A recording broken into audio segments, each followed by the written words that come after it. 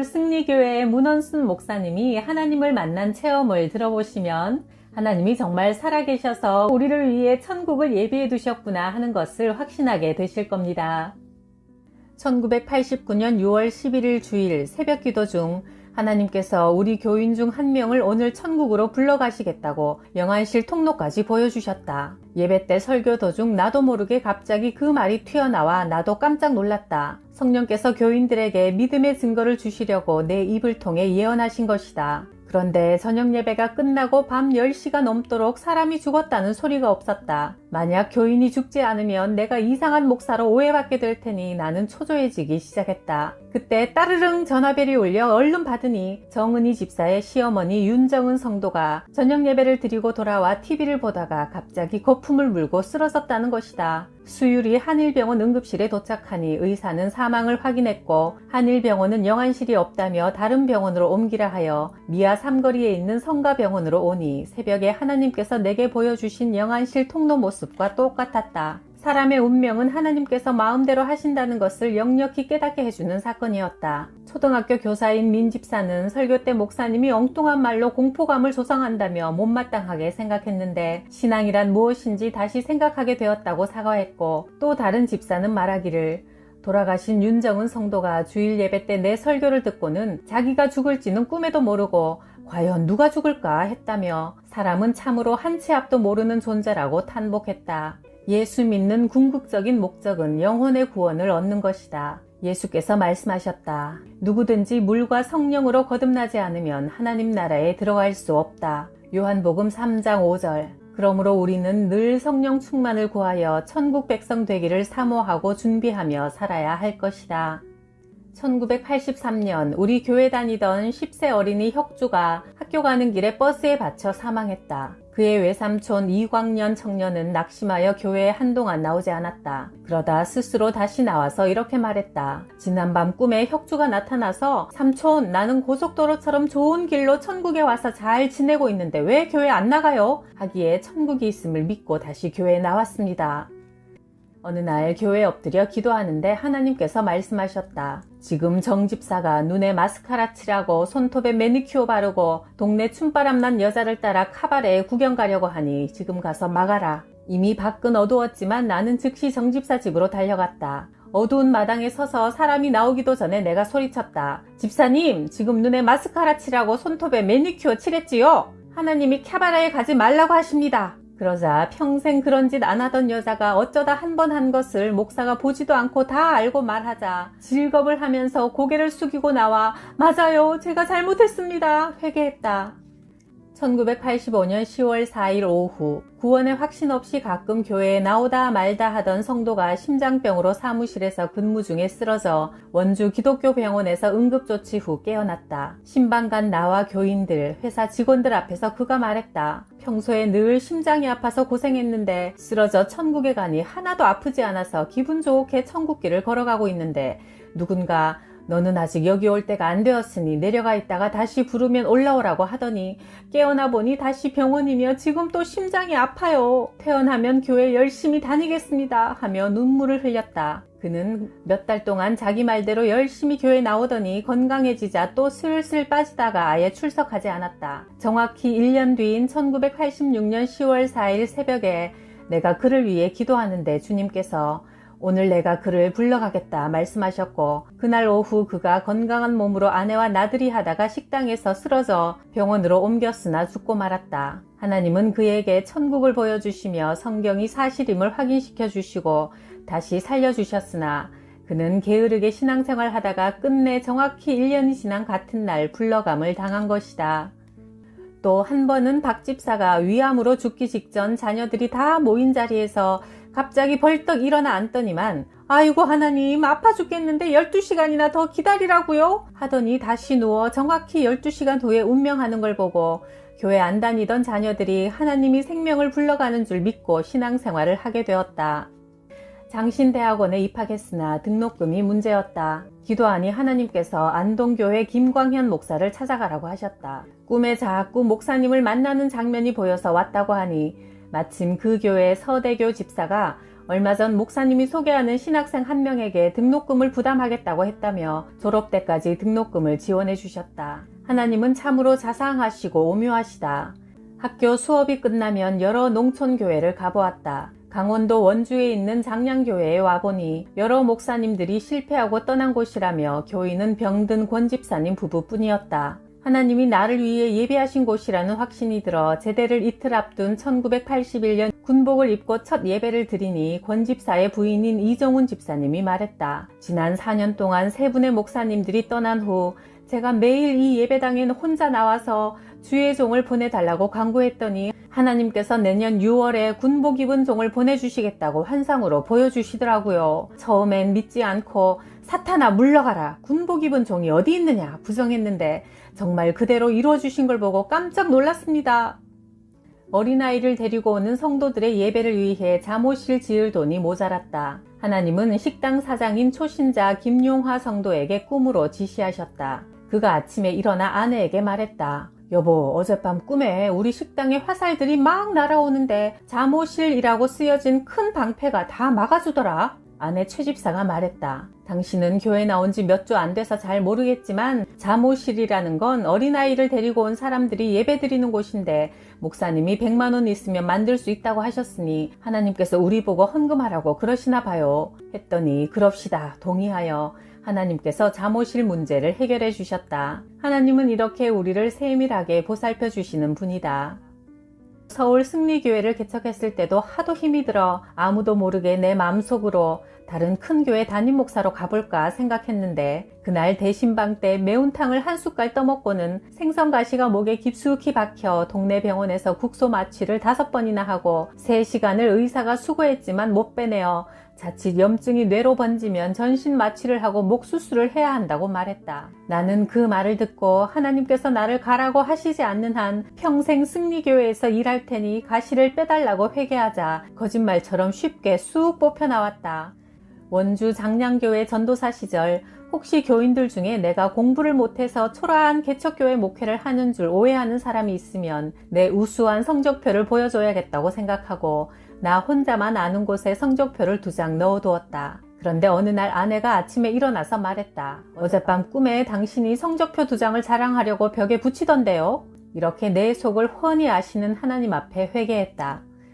1971년부터 서울시 공무원으로 일하며 대학 야간부 법학과에 입학했다. 그 무렵 고등학교 때 같이 교회에 다녔던 여학생이 성경을 선물로 주면서 하루에 5장씩 읽자고 제안하여 마음속으로 좋아했던 여학생에게 잘 보이려고 지루하고 안 믿어지는 이야기도 많았지만 꾹 참고 매일 읽어나갔다. 10일쯤 읽었을 때 아버지가 간경화로 얼마 못 사실 거라 하여 고향으로 내려가 아버지께 눈물로 복음을 전하자 아버지가 예수님을 구원자로 영접했고 나는 이튿날 다시 서울로 올라왔다. 보름 후 서울 하숙집에서 꿈에 아버지가 천국 가시는 모습을 보았는데 그날 아버지가 세상을 떠나셨다는 전화가 걸려왔다. 이 일을 계기로 반신반의하던 천국과 성경이 믿어지기 시작했다. 아버지의 장례를 마친 후 서울로 올라온 나는 무척 허전한 마음을 가눌 길 없었는데 내게 성경을 선물한 그녀와 결혼하게 되었다. 나는 법학과에 다니면서 ROTC 소위로 임관했고 3,000명 중에 15명만 뽑는 헌병 장교가 되었다. 공무원의 사표를 내고 5년 퇴직금을 받았는데 나는 아내에게 당신과 결혼하기 전 내가 신앙이 약해서 못했던 3년간의 11조를 이 돈으로 한꺼번에 바치고 싶소 했더니 아내는 뜻대로 하라고 하여 당신에게는 큰 돈이요 전 재산을 주님께 드렸다.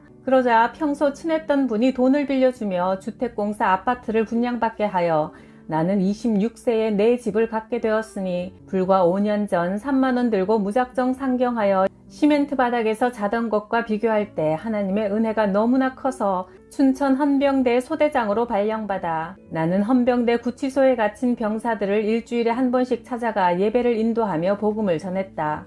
내 상관인 대장은 부처상을 관사에 모셔놓을 만큼 독실한 불교 신자였는데 내가 기회 있을 때마다 꾸준히 복음을 전했다. 드디어 하나님은 1980년 4월 10일 꿈에 그가 카네이션을 달고 교회에 나오는 모습을 보여주셨고 한 달 뒤인 5월 11일 어버이 주일에 그는 정말 아이들이 꽂아주는 카네이션을 가슴에 달고 교회에 처음으로 나왔다.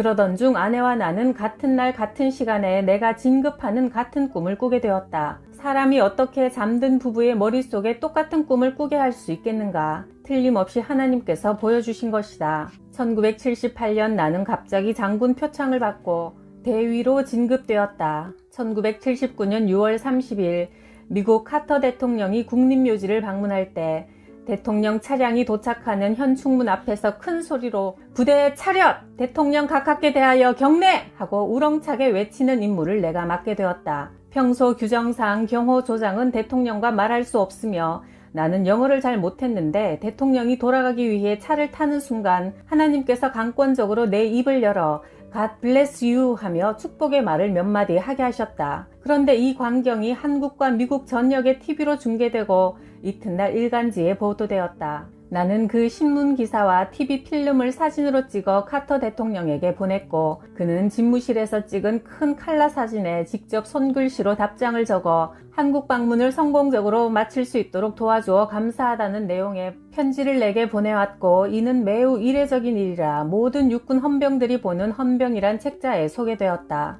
그 덕에 내가 우수한 장교로 알려져 대상은 육군본부 헌병대에 남아서 함께 일하자고 했다. 매우 감격스러운 제안이었지만 나는 하나님께 기도로 나의 다음 보직을 물어보고 하나님께서 원하시는 대로 해야겠다고 생각했다. 그동안의 경험으로 하나님께서 하라는 대로 하는 것이 최상의 결과를 가져온다는 믿음이 있었기 때문이다. 주님께 기도드렸더니 꿈에 내가 근무할 곳을 보여주시는데 서울이 아니라 시골이었다. 문대위, 남들은 경호대장 자리에 들어오고 싶어서 머리 터지도록 애쓰는데 자네는 대장이 그렇게 붙잡는데도 굳이 시골로 가려는 이유가 뭔가? 하나님이 보내시는 곳이 가장 좋기 때문입니다. 했더니 1979년 8월에 강원도 홍천 헌병 중대장으로 발령이 났고 홍천에 와보니 하나님께서 꿈에 보여주신 것과 똑같은 읍내 모습이었다. 그러던 중 박정희 대통령이 시해되기 3일 전인 10월 24일 밤 꿈에 박 대통령이 죽는 것을 보게 되었다. 그런데 더 놀라운 건 아내도 똑같은 꿈을 꾼 것이다. 여보, 어젯밤 꿈에 박정희 대통령이 장례식을 치르던데 무슨 뜻일까요? 나는 그날 부대에서 점심시간에 소대장 박중희와 선임 하사인 신중사에게 지나가는 말로 내가 오늘 말이야 이상하게 대통령이 죽는 꿈을 꾸었어 했더니 그들은 건성으로 개꿈이야. 나는 새도 떨어뜨리는 막강한 권력자가 죽긴 왜 죽어? 웃었다. 그런데 3일 후 아침 뉴스에 박 대통령 시해 소식이 알려지자 신중사가 내게 중대장님 용하십니다 하며 놀랐다. 하나님이 가르쳐 주셨어 했더니 그럼 하나님께 다음 대통령은 누가 되는지 물어보세요 했다. 당시 대통령은 통일주체국민회의에서 대의원들의 투표로 뽑는 간접선거 방식이었는데 의장은 태완선 씨, 국무총리는 최규하 씨였다. 기도하니 환상 중에 태 씨와 최 씨가 처음에는 같이 올라오다가 태 씨가 걸음을 딱 멈추고 최 씨가 계속 올라오는 장면을 보고 최규하 씨가 대통령이 된다는 응답을 받았고 신중사에게 이건 비밀이야 하고 알려주었더니 정말 한 달 후 최규하 씨가 당선되었다. 또 미국 대통령 선거에서 카터와 레이건이 후보였는데 기도 중 카터를 찍은 사진 필름에 빛이 들어가 모두 못쓰게 되는 장면으로 레이건 후보가 당선되는 것도 보여주셨다. 최규하 대통령의 당선 일주일 후 12.12 사태가 발생했다. 전두환 합동수사본부장이 정승화 참모총장을 연행하러 병력을 육군 참모총장 공관에 진입시키고 총격을 가하여 나 대신 경호대장으로 새로 부임했던 김대위가 실탄 5발을 맞아 대수술 후 간신히 생명을 건진 일이 생겼다. 아, 하나님께서 나를 살리시기 위해 참모총장의 경호대장으로 가지 말고 시골로 가라고 지시하셨구나 생각하니 어떤 경우에도 하나님의 뜻대로 하는 것이 제일 좋다는 생각이 더욱 굳어졌다. 그 후 진지하게 내 장래를 놓고 기도하니 몇 번이나 목사가 되라는 응답을 주셨다. 지금까지 나를 도우신 은혜에 보답하기 위해서라도 신학대학원에 입학할 수밖에 없었다.